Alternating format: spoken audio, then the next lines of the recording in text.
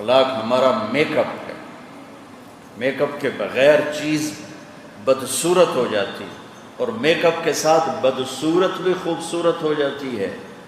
تو ہمارا make up سونا چاندی نہیں، زیور کپڑا نہیں، ہمارا ہر چیز کا میک اپ اس کے لحاظ سے ہوتا. تو آپ کا میرا دنیا انسانیت میں چلنے والے اہل علم کا جو میک اپ ہے وہ اچھے اخلاق.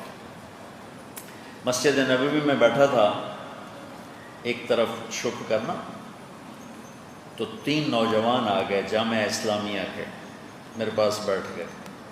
مجھ سے کہنے لگے نستجیزک فی الحدیث، ہم آپ سے حدیث کی اجازت چاہتے ہیں. میں نے کہا تعرفوننی، مجھے جانتے ہو میں کون ہوں؟ کہنے لگے نہیں. میں نے کہا عجیب بات ہے، تم مجھے جانتے ہی نہیں میں کون ہوں، پھر مجھ سے حدیث کی اجازت کیوں مانگ رہے ہو؟ کہنے لگے من سیماک، کہ تیرے چہرے سے لگتا ہے کہ تمہارا حدیث سے کوئی تعلق ہے، اس لیے مانگ. میں نے کہا دعا کرو بچوں اللہ ایسا ہی کر دے جیسے تمہارا گمان ہے. تو میں نے انہیں اپنی سند لکھوائی ساری. تو کہنے لگے وقع، سائن کرو. میں نے کہا ایک سوال کا جواب دو پھر سائن کرتا ہوں. ما زینت العلم والعالم، عالم اور علم کی زیب و زینت کیا ہے؟ کیونکہ ہر چیز کی زیب و زینت الگ الگ ہوتی ہے. تو ادھر بیٹھا تھا مصری، اس نے کہا التقوی، قلت لا، میں نے کہا نہیں. یہاں بیٹھا تھا اردنی، انہوں نے کہا الزہد، زہد، میں نے کہا نہیں. ادھر بیٹھا تھا اماراتی، اس نے کہا اخلاص، میں نے کہا نہیں. کہنے لگے کیوں؟ میں نے کہا زینت کے لفظ کا تقاضا ہے کہ چیز نظر آئے. دیکھو نا، آپ نے یہ پھول یہاں رکھا ہے چونکہ آپ اس میز کو خوبصورت بنانا چاہتے ہیں، اس کو پیچھے رکھو گے یا یہاں رکھو گے؟ زینت کے لفظ کا تقاضا ہے چیز نظر آئے. جو کڑھائی ہوتی ہے کرتے پہ ہوتی ہے نا، دیکھتے ہو نا، یہاں ہوتی ہے یا یہ ویسٹ کوٹ پہ ہوتی ہے. کبھی کسی نے بنیان پہ کڑھائی کی پھر کرتا اٹھا کے دکھا رہا ہوگا. میں نے کہا بچوں لفظ زینت کا تقاضا ہے چیز نظر آنی چاہیے. التقویٰ ہا ہونا، زہد بھی اندر، اور اخلاص سب سے چھپی ہوئی چیز ہے. تو یہ صفات علم تو ہیں، زینت علم نہیں ہے. کہنے لگے تو پھر تم بتاؤ علم کی زینت کیا ہے؟ میں نے کہا علم ہو یا عالم ہو، ایمان ہو یا مومن ہو، اسلام ہو یا مسلم ہو، رجل ہو یا مرأہ ہو، مرد ہو یا عورت ہو، سب کی زیب و زینت اچھے اخلاق. انما بعثت لأتمم مکارم الاخلاق. آپ کو چپ رہنا آئے. لقمان علیہ السلام کا فرمان ہے بیٹا چپ رہنے پہ کبھی نہیں پچھتایا، ہمیشہ اپنے بول پہ پچھتایا. آپ کو برداشت کرنا ہے، آپ کو گالی کے جواب میں دعا دینا ہے. ہم تو اپنے اکابر کی سیرت ہی نہیں پڑھتے. چلو پچھلی تو بڑے اپنے اکابر حضرت تھانوی کے 30 جلدوں کے مواعظ ہیں، کہیں انہوں نے کسی پہ چڑھائی کی، کسی اسلامی فرقے پر چڑھائی کی ہو، اپنے اوپر ہونے والی گالیوں کا کہیں کوئی جواب دیا. حضرت مدنی، حضرت گنگوہی، مولانا قاسم نانوتوی رحمۃ اللہ تحفۃ العلماء میں مناظرے کا باب پڑھ رہا تھا، تو اس میں پڑھ کے حیران ہو گیا کہ حضرت مولانا قاسم نانوتوی رحمۃ اللہ مناظرین کے سرخیر، لیکن ساری زندگی کسی مسلمان فرقے کے ساتھ مناظرہ نہیں کی. ساری زندگی کسی مسلمان فرقے کے ساتھ، ہندوؤں کے ساتھ کیا، عیسائیوں کے ساتھ کیا، دہریوں کے ساتھ کیا، آریاؤں کے ساتھ کیا، لیکن کسی اسلامی فرقے سے مناظرہ نہیں کیا. ہمارے اکابر تو ایسے اولئک آبائی فجئنی بمثلہم اذا جمعتنا یا جریر المجامع. وہ حدیث میں آتا ہے سمعت اذنایا ووعاہ قلبی. یہ میں ان الفاظ کو دہرا کے کہہ رہا ہوں، سمعت اذنایا ووعاہ قلبی. کہ 1972 میں مولانا اسعد مدنی رحمۃ اللہ علیہ پاکستان تشریف لائے اور ملتان تشریف لائے.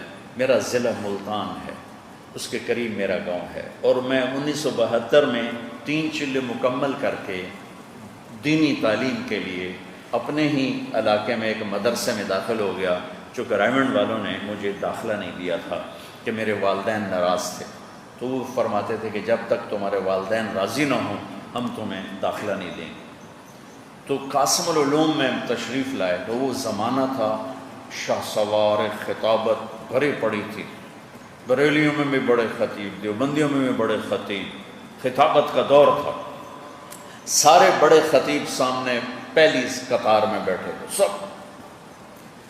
تو مولانا درخواستی صاحب، مفتی محمود صاحب نے بات کی، پھر مولانا درخواستی صاحب رحمۃ اللہ علیہ نے بیان کیا، اس کے بعد مولانا اسد مدنی تشریف لائے اور 1 گھنٹہ بات کی. اس کا چند جملے جو میرے دل پر نقش ہیں، سمعت اذنایا ووعاہ قلبی.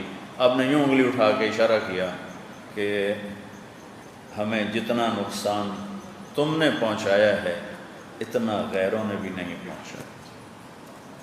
میں منبر رسول پہ بیٹھا ہوں اور خطابت کے شاہ سوار بیٹھے تھے، دیوبندیوں کی خطابت کے شاہ سوار، اور یوں کہا ایسا، ہمیں جتنا نقصان تم لوگوں نے پہنچایا ہے اتنا غیروں نے بھی نہیں پہنچایا. اور پھر فرمایا کہ ہمارے اکابر گالی کا جواب گالی سے نہیں دیتے تھے، تم لوگ گالی کا جواب گالی سے دیتے ہو، تو حق کو باطل میں پہچان کیسے ہوگی. پھر ایک واقعہ سنایا کہ میرے والد صاحب رحمۃ اللہ علیہ ایک جگہ گئے، کسی شہر کا نام لیا، وہ نام بھول گیا. تو فجر کی نماز کے لیے فرمایا کہ مسجد قریب کون سی ہے، تو انہوں نے کہا جی یہ مسجد اپنی ہے اور وہ مسجد ہمارے دوسرے بھائیوں کی ہے جو آپ کو کافر کہتے ہیں. فجر کی نماز میں سارا مجمع اپنی مسجد میں، مریدین کا سارا اپنی مسجد، اور حضرت مدنی غائب. نماز کے بعد ڈھونڈا تو ہیں ہی کوئی، ارے یہ کیا ہوا، حضرت کہاں تشریف لے گئے، حضرت کہاں تشریف لے گئے. کسی کو خیال نہیں آیا کہ اس مسجد میں چلے، کسی کو بھی. اور حیران پریشان ہو کے سارے قیام گاہ پہ آ گئے، ادھر کوئی گیا ہی نہیں دیکھنے. اور حضرت مدنی نے فجر کی نماز وہاں جا کے پڑھی. نماز کے بعد امام صاحب سے ملے، السلام علیکم، جی میرا نام حسین احمد ہے، میں دیوبند سے آیا ہوں، مجھے پتہ چلا ہے کہ آپ میرے بارے میں کوئی اشکال رکھتے ہیں، تو میں خود حاضر ہو گیا ہوں تاکہ بیٹھ کے بات ہو جائے. تو انہوں نے رونا شروع کر دیا، کہا میرا کوئی اشکال نہیں ہے، سب نفس پرستی ہے اور میں توبہ کرتا ہوں. انہوں نے اسی وقت ان کے ساتھ چل کے آ کر حضرت کی قیام گاہ پر بیٹھ کے ساتھ ناشتہ کیا. میرے عزیزو، اپنے اخلاق اچھے کرو، چپ رہنا سیکھو، جواب دینا نہ سیکھو، برداشت کرنا سیکھو. پھر دیکھو اللہ تعالیٰ کس طرح تمہیں عزت دیتا ہے، تمہیں اونچا اڑاتا ہے، تمہاری محبت دلوں میں اللہ تعالیٰ کیسے پیدا کرتا ہے. چپ رہنا سیکھو، خاموش رہنا سیکھو. اس محاورے کو غلط کر دو، مولویاں باشد کے چپ نہ شود. مولوی وہ ہوتا ہے جو چپ نہ کرے، آپ چپ رہنا سیکھو. محضر رائے پوری رحمۃ اللہ علیہ کے جو خلیفہ جو قائم مقام مولانا عبدالعزیز صاحب رحمۃ اللہ علیہ، میں ایک دفعہ ان کی خدمت میں گیا، 1 گھنٹہ میں بیٹھا رہا، سناٹا، خاموش، 1 گھنٹہ بیٹھے رہے، چپ.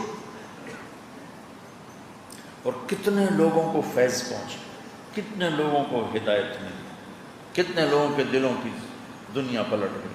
بڑے حضرت رائے پوری ایسے تھے، خاموش. لوگوں کے دلوں کو فتح کرنا ہے تو اپنے اخلاق اچھے بناؤ، اپنا سلوک اچھا کرو، اپنا بول اچھا کرو. منبر رسول پہ بیٹھو تو اسلام پیش کرو، اپنی رائے نہ پیش کرو.